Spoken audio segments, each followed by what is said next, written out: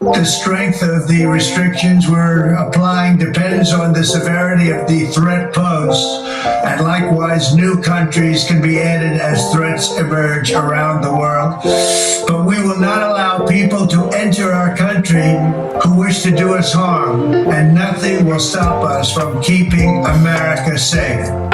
The list of the 12 countries banned include Afghanistan, Myanmar, Chad, the Congo, Guinea, Eritrea, Haiti, Iran, Libya, Somalia, Sudan, and Yemen. They violated it, but Israel violated it too. Israel, as soon as we made the deal, they came out and they dropped a load of bombs, the likes of which I'd never seen before. The biggest load that we've seen. I'm not happy with Israel. You know, when I say, okay, now you have 12 hours, you don't go out in the first hour and just drop everything you have on them. So I'm not happy with them.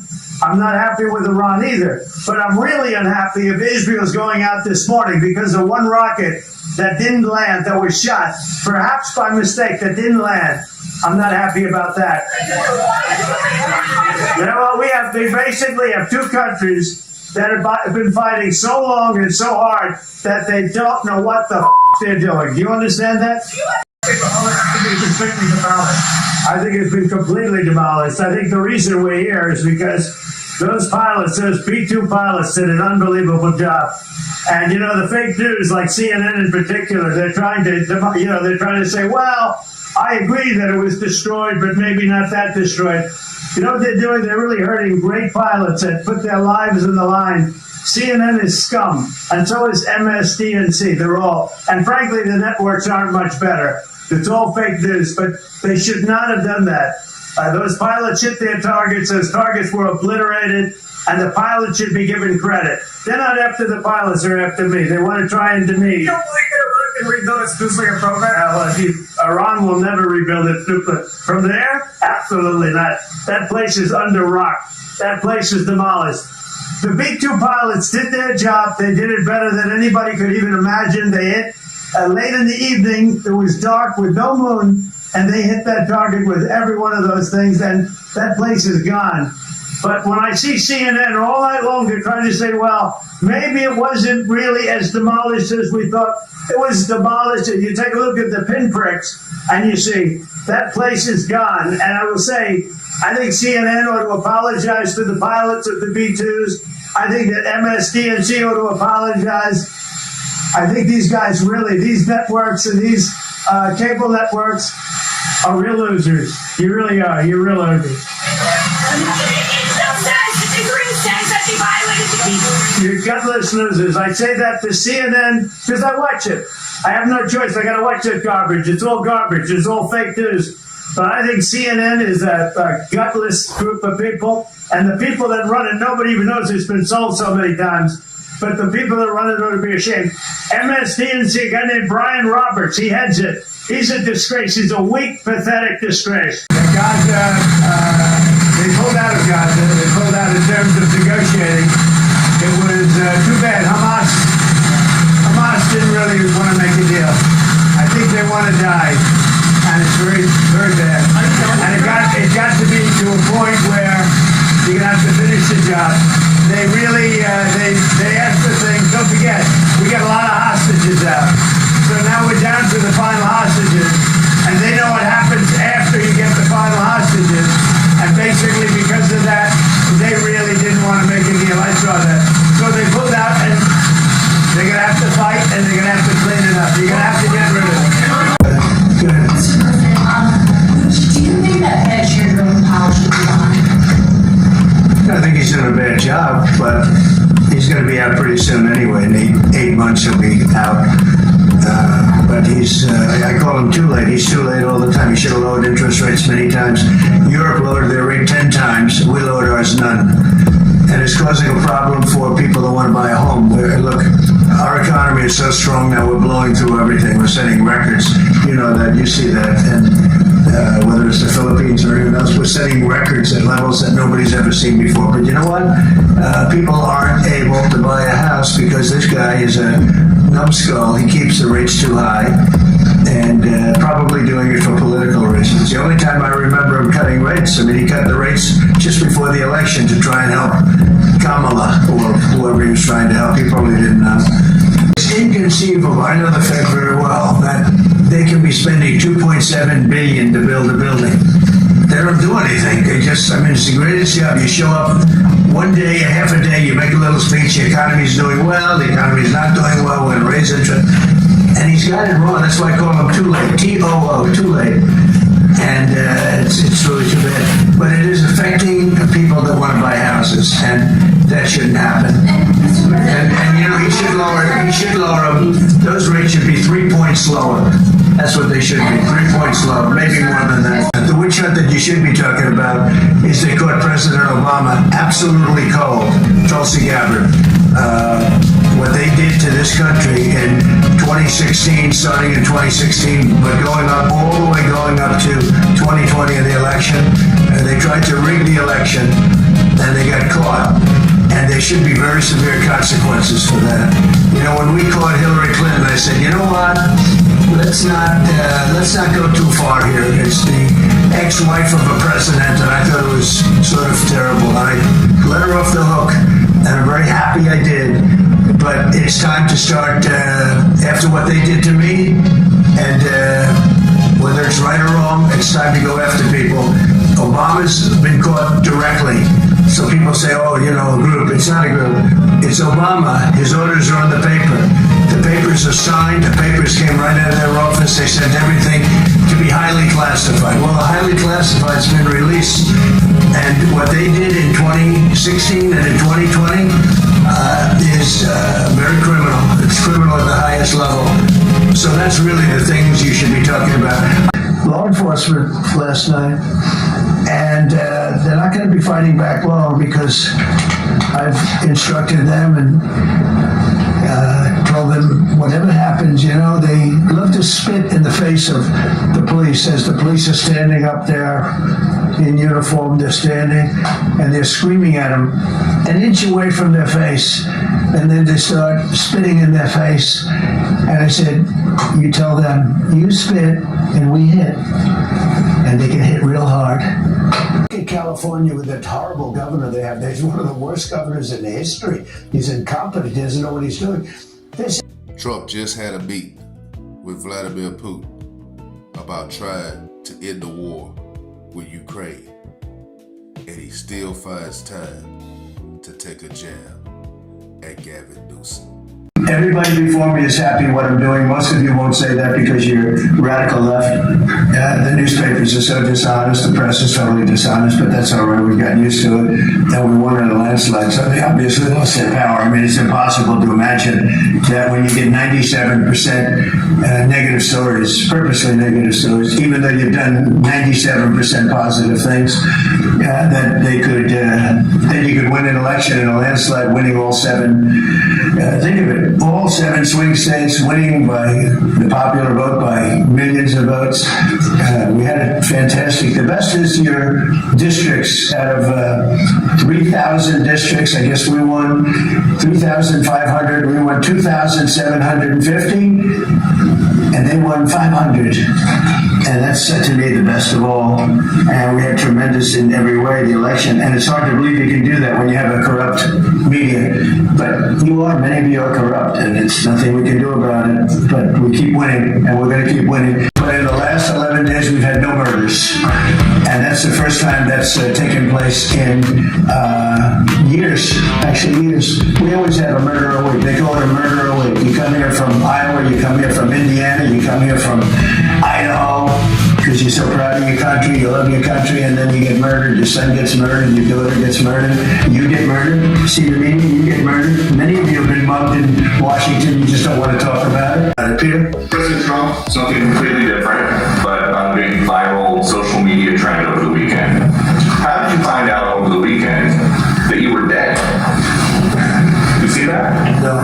People didn't see it for a couple days. 1.3 million user engagements as of Saturday morning about your demise. Really? It's good. I have heard it's sort of crazy, but last week I did numerous news conferences, all successful. They went very well, like this is going very well. And then I didn't do any for 2 days, and they said there must be something wrong with him. Biden wouldn't do them for months. You wouldn't see him. And nobody ever said there was ever anything wrong with him, and we know he wasn't in the greatest of shape. Chicago is a hellhole right now. Baltimore is a hellhole right now. Parts of Los Angeles are terrible. If we didn't put out the fires, and I mean the other fires, the bullet fires, they didn't do a good job with it. They should have had the water coming down, like I said. You know, we had to release the water. We had to go in and release the water to LA. It's so badly run. But if we didn't if I didn't send the National Guard into Los Angeles, I would be making an announcement today. I'd be talking about Huntsville, and I'd simultaneously be saying, by the way, the Olympics is not coming to Los Angeles. If we didn't do that, and even the sheriff, the top law enforcement person in Los Angeles said, we could not have handled it without them. So that's what he said. Make your mind up on Chicago, though? Well, we're going in. I didn't say when, we're going in. Today, the California ruled that the deployment of National Guard troops to Los Angeles was illegal. Do you have any response? Well, it was a radical left judge, but very importantly, what did you not tell me in that question or statement that you made pretty much of a statement, I think? Well, I was asking for your response. No, you didn't say what the judge said, though. The judge said, but you can leave the 300 people that you already have in place. They can continue to be in place. That's all we need. But why didn't you put that as part of your statement? Because the same judge ruled exactly as you said, except the judge said that you can leave the 300 people that you already have in place. They can stay, they can remain, they can do what they have to do. The problem with Colorado is they have a very corrupt voting system. Look, I have so many friends in Colorado. Anytime you have mail-in voting, you have corrupt elections. Very simple. It's very simple. Even Jimmy Carter said it with his commission. They set up a commission with him and Scoop Jackson and some people, highly regarded people. And they said the one thing, the finding was, if you have mail-in voting, you will have corrupt elections. Well, your radical left governor decided that he was going to have all mail-in voting in Colorado. Once you have all mail-in voting, and for whatever reason, the Democrats cheat. And then they cheat like, they're not stupid. That's the only thing. They're no good on policy. They're no good at management. They're no good at government. But they're great at cheating. And they stick together, too. I give them credit for sticking together. 3 wars go to Africa. They like to say, I love black people.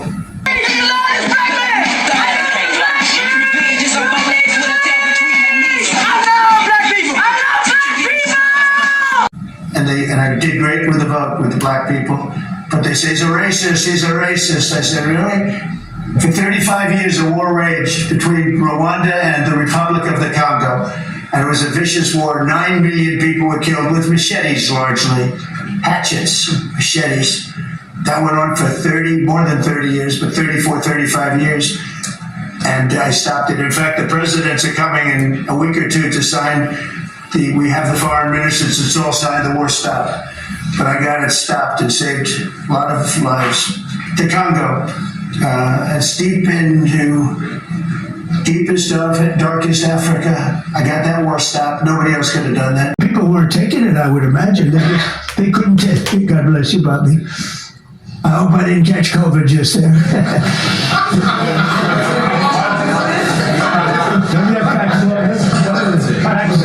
He's got Paxlovid.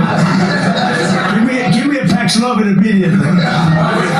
You are a transformative president, and since then, the transformation in the economy, unprecedented commitments of NATO partners to defense spending, peace from India, Pakistan through to Azerbaijan, Armenia, disabling Iran as a force of terror, and now, and I'm running out of time, but this is in many respects the most important.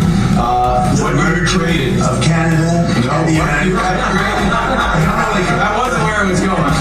A product of this position, Mr. President. I don't like you either. And I probably never will. But Donald Trump, do you feel like there should be any more clarifications on this? There shouldn't be any more clarifications because we're just going now full steam ahead. After addressing the reporter's stupid statement, Donald Trump calls out another report. Where do you come from? Who you with? Nasty guy. Go ahead. Oh, sorry. All right, go ahead. Unable to read the temperature in the room and seeing that Donald Trump is still upset, a reporter then makes an even stupider statement. Take a listen to this. First Lady has done such an amazing job on Ukrainian children who were abducted by Russia. Would you support Senator Lindsey Graham's bill to declare Russia a terrorist state? And you have within your power the most powerful man on earth. Why don't you just enable Ukraine to finish this war tomorrow? Well, if you knew anything about what you were talking about, you'd be able. You do. I don't think you do. Really. I don't think you do because it's a little more complicated than that. But it sounds easy. We're in the process of trying to make a deal. If we make a deal, that's great. If we don't make a deal, it'll be a lot of people are going to be paying the big price. Then he tells her to be quiet. Portland is burning to the ground. It's insurrectionists all over the place. It's Antifa. And yet the politicians who are petrified. Look, the politicians are afraid for their lives. That's the only reason that they say, like, there's nothing happening. And you've seen it. The place is burning down and they pretend like there's nothing happening. Mr. President, did you speak with House Republican leadership about your decision to pardon Congressman Henry Cuellar? And are you concerned that you made a vulnerable Democrat perhaps less vulnerable with that decision? It didn't matter. He's a respected person. He was treated very badly because he said that people should not be allowed to pour into our country. And he was right. He didn't like open borders. He was on the border. You know, he represents a very respected man. He represents the people on the border. And he saw what was happening. And as soon as he made that statement, I then said, I'll bet he gets indicted. And that's what happened. You know, I put out my truth from that. Well, I did a truth. Wonderful truth. We love truth. But what happened is he got indicted for speaking the truth. And his wife got indicted, Imelda. And that's sort of a first. Usually they leave the wives alone, right? Don't they, Congressman? Typically they indict somebody, put him in jail for the rest of his life, but the wife can just sit home and cry, or she'll find a new man. A lot of times they find a new man that makes her much happier. In fact, a lot of times they like that man better than the one that's in jail. Maxine Waters, what do you think about Donald Trump's marital advice? Low down, dirty, no good, filthy president. Donald Trump, what do you think about Maxine Waters calling you a low-down, dirty, no-good, filthy president? She's a troublemaker. She has an anger management problem. I think she should see a doctor. If it is found that survivors were actually killed while clinging onto that boat, should Secretary have said Admiral Bradley or others be punished? I think you're going to find that this is war, that these people were killing our people by the millions, actually, if you look over a few years. I think last year we lost close to 300,000 people were killed. That's not mentioning all the families. Have you seen what happens with the families of not only the people killed, the people that are trying to get their son or their daughter off of this poison that they've been fed? I think you're going to find that there's a very receptive ear to doing exactly what they're doing, taking out those boats. And very soon we're going to start doing it on land too, because we know every route, we know every house, we know where they manufacture this crap, we know where they put it all together, and I think you're going to see it very soon on land also. So to be clear, you support the decision to kill survivors after the No, I support the decision to knock out the boats, and whoever's piloting those boats, most of them are gone, but whoever are piloting those boats, they're guilty of trying to kill people in our country. I love this Elon Omar, whatever the hell her name is, with the little shoe, the little turban. I love her. She comes in, does nothing but bitch. She's always complaining. She comes from a country where, I mean, it's considered about the worst country in the world, right? But she comes to our country, and she's always complaining about the Constitution allows me to do this. The Constitution, we ought to get her the hell out. She should get the hell out, throw the hell out. She does nothing but complain.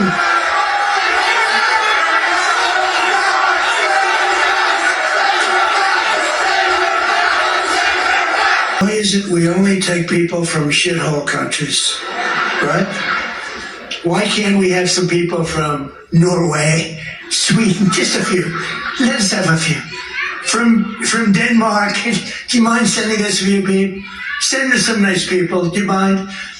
But we always take people from Somalia, Places that are a disaster, right? Filthy, dirty, disgusting, ridden with crime. The only thing they're good at is going after ships. You probably hear the beautiful sound of construction to the back.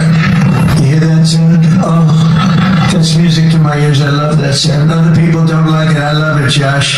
I think when I hear that sound, it reminds me of money. Americans were forced to watch as corrupt politicians plundered the halls of power, exploited our taxpayers, and pillaged every system that makes civilized society function. But not anymore, and you see that every day. Not anymore. We're putting America first, and we are making America great again. Very simple. We are making America great again. Tonight, after 11 months, our border is secure. Inflation is stopped. Wages are up. Prices are down. Our nation is strong. America is respected. And our country is back, stronger than ever before. We're poised for an economic boom, the likes of which the world has never seen.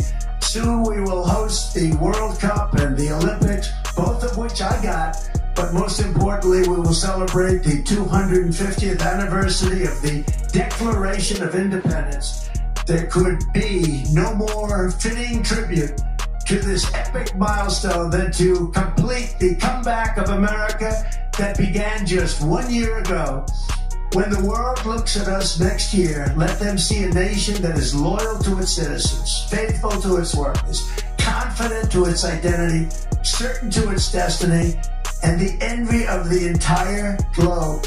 We are respected again like we have never been respected before. To each and every one of you, have a Merry Christmas and a Happy New Year. God bless you all.